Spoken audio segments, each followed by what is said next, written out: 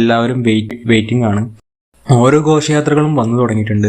പല ദേശങ്ങളിൽ നിന്നുള്ള ഘോഷയാത്രകളാണ് എടപ്പാൾ സെന്ററിൽ വന്നിട്ട് സമാപിക്കുന്നത്. അതുകൊണ്ട് തന്നെ നാട്ടുകാരും എല്ലാവരും ഒരേപോലെ തന്നെ ഇതിന് മുഖ്യമായിട്ടും പങ്കെടുക്കുന്നു എന്നുള്ളതാണ് വസ്തുത. റോഡെല്ലാം ബ്ലോക്ക് ആയതുകൊണ്ട് പോലീസിന്റെ നിയന്ത്രണത്തിലാണ് വാഹനങ്ങളെല്ലാം കടത്തിവിടുന്നത്. ഇതിന്റെ ഇടയിലെല്ലാം എനിക്കൊരു ഓർഡറും കൂടി അടിച്ചിട്ടോ.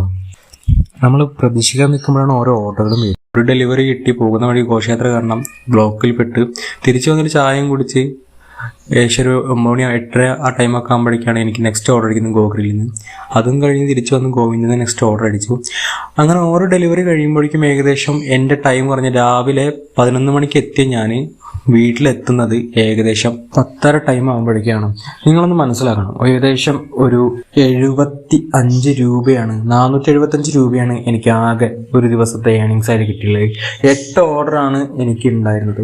അപ്പോൾ ഒരു ദിവസത്തെ വരുമാനം നിങ്ങൾ ഇൻസെൻറ്റീവ് പോലും അച്ചീവ് ചെയ്യാൻ പറ്റിയില്ല എന്നുള്ളതാണ് എടപ്പാളിൻ്റെ ഇപ്പോഴത്തെ സിറ്റുവേഷൻ. സ്വിഗ്ഗിയെ സംബന്ധിച്ചിടത്തോളം സ്വിഗ്ഗിക്ക് അത്യാവശ്യം ഓർഡർ ഉണ്ട് കേട്ടോ, അതൊരു വാല്യൂബിൾ ആണ്. അപ്പോൾ ഫ്രണ്ട്സ്, ഇത്രയുള്ള വീഡിയോ ഇഷ്ടമായും സബ്സ്ക്രൈബ് ചെയ്യാം. Thank you.